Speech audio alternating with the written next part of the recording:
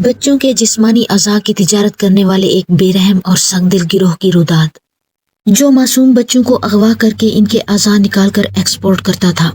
एक दिल दहला देने वाली कहानी। पूरे मोहल्ले में इस वक्त एक कोहराम मचा हुआ था। रहीम का 8 साला बेटा सलीम अभी तक स्कूल से वापस नहीं लौटा था और काफी देर गुजरने के बाद जब इसके स्कूल से राब्ता किया गया तो पता चला कि वो स्कूल की छुट्टी के बाद अपनी वैन में बैठकर घर के लिए रवाना हो चुका था। लेकिन जब वैन के ड्राइवर से मालूम किया गया तो इसने बताया कि वो जब दूसरे बच्चों को लेकर घर के लिए रवाना हुआ तो सलीम इनमें नहीं था। वो ये समझा कि शायद वो आधी छुट्टी लेकर घर चला गया होगा, इसलिए इसने ज्यादा तफसील जानने की कोशिश नहीं की और दीगर बच्चों को इनके घरों में छोड़कर वापस अपने घर चला गया था। मकामी थाने में इसकी गुमशुदगी की रिपोर्ट दर्ज करा दी गई और इसकी एक तस्वीर थाने में दे दी गई ताकि इन्हें तलाश करने में आसानी हो सके। रहीम पेशे के एतबार से एक गारमेंट शॉप का मालिक था। इसके 2 बच्चे थे, जिनमें बिलतरतीब सलीम 8 साल का और इससे छोटी बहन ज़ैनब 4 साल की थी। इसे अभी तक स्कूल में दाखिल नहीं करवाया था। छोटी सी फैमिली और अच्छी आमदनी होने की वजह से गुजर बसर बहुत अच्छी तरह हो रही थी।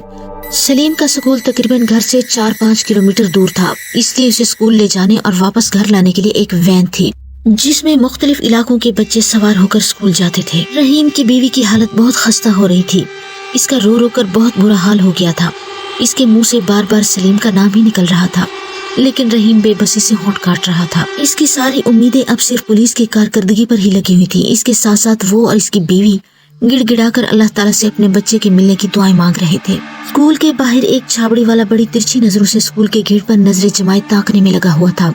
इसके देखने का अंदाज यूं था जैसे वो इसमें से किसी के बाहर निकलने का मुंतजिर हो। ये इस गिरोह का करिंदा था जो इंसानी बच्चों के जिस्मों से आज़ा निकालकर बैरून मुल्क भिजवाते थे और इनके इवज करोड़ों रुपए बटोरते थे। पहले तो ये गिरोह बड़े शहरों में यही मकरू धंधा करने में मसरूफ था, लेकिन 2-3 बार इन्हें बुरी तरह नाकामी का सामना करना पड़ा।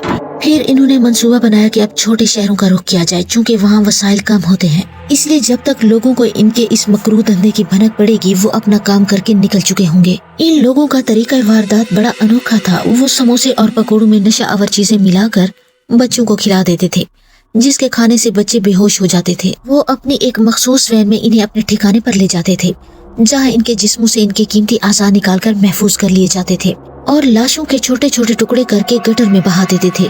गोया इस तरह वो इन बच्चों का नामो निशान तक मिटा देते थे।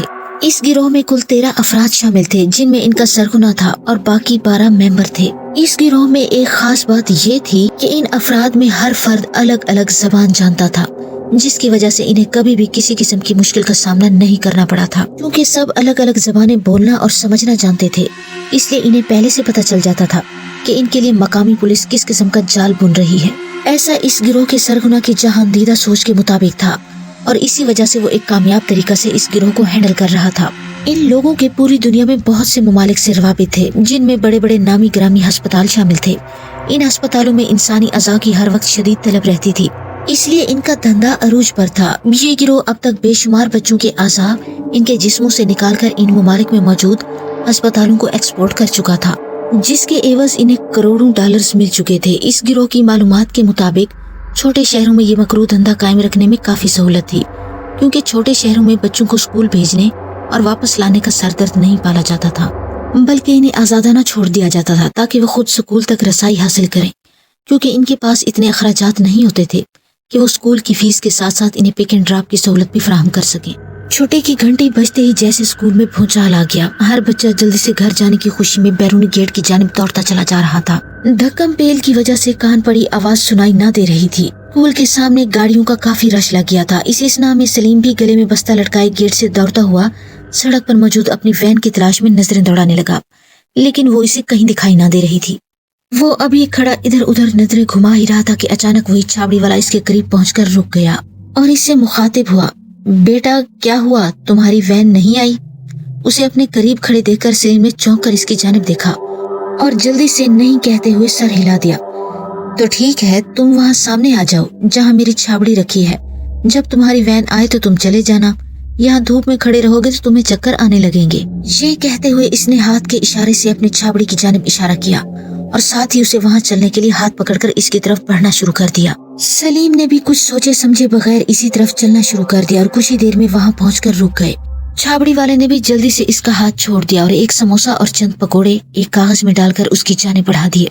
नहीं अंकल, मैंने नहीं खाने, मैं घर जाकर खाऊंगा। ये कहकर सलीम ने लेने से इनकार कर दिया। ये देखकर इसने कहा कि बेटा, मैं तुमसे पैसे तो नहीं मांग रहा हूँ, तुम मेरे बेटे जैसे हो, इसलिए मैं बड़े प्यार से तुम्हें ये मुफ्त दे रहा हूँ। चलो शाबाश, जल्दी से खा लो, देखो तुम्हें भूख भी लगी हुई है। ये कहकर इसने वो पैकेट इसके हाथ में थमा दिया। सलीम ने एक दो पकोड़े खाने के बाद जैसे ही समोसे की जानिब हाथ बढ़ाया तो जैसे उसे चक्कर सा आ गया। वो जमीन पर गिरने ही वाला था कि इस छाबड़ी वाले ने जल्दी से संभाल लिया और उसे पकड़कर वहीं जमीन पर बिठा लिया। क्योंकि इस वक्त काफी रश था और कान पड़ी आवाज सुनाई ना दे रही थी, इसलिए किसी ने इस वाक़या की जानिब तवज्जो देना जरूरी ना समझा। उसे नीचे बिठाते ही इसने साइड जेब से एक मोबाइल निकालकर जल्दी से किसी से बात की और कुछ ही देर में छाबड़ी के सामने एक स्टेशन वैन रुकी। इसके रुकते ही सलीम को इसमें डालकर वो वैन बड़ी तेजी से आगे बढ़ गई। मिट्टी के एक बड़े से चबूतरे पर गोल दायरा बनाए इसमें तकरीबन 11 अफराद सर जोड़े यूं खामोश बैठे थे जैसे वो सब किसी की ताज़ियत पर आए हों। ये सब इसी गिरोह के अरकान थे जो बच्चों को अगवा करके इनके जिस्मों से कीमती अज़ा निकालकर एक्सपोर्ट करते थे। किसी भी इंसान का चेहरा इसके अंदर की कैफियत की अक्कासी करता है। एक समझदार इंसान चेहरे से ही बखूबी अंदाजा लगा लेता है कि सामने वाला किस किरदार का हामिल है। इनके चेहरों पर एक अजीब सा खौफ तारी था। यूं लगता था जैसे इन सबको फांसी की सजा हो चुकी है और किसी भी लम्हे इन सबको इकट्ठे तख्तादार की जानिब बढ़ने का हुक्मनामा जारी होने वाला है। कुल 13 अफराद का ये गिरोह तमाम के तमाम गैर शादीशुदा अफराद पर मुश्तमिल था। देखने में इन सब की उम्रें तकरीबन 45 के लगभग थीं और सब के सब छठे हुए बदमाश लग रहे थे। लेकिन इस वक्त इनकी हालत यूं थी जैसे किसी ने इनके जिस्मों से सारा खून निचोड़ लिया हो।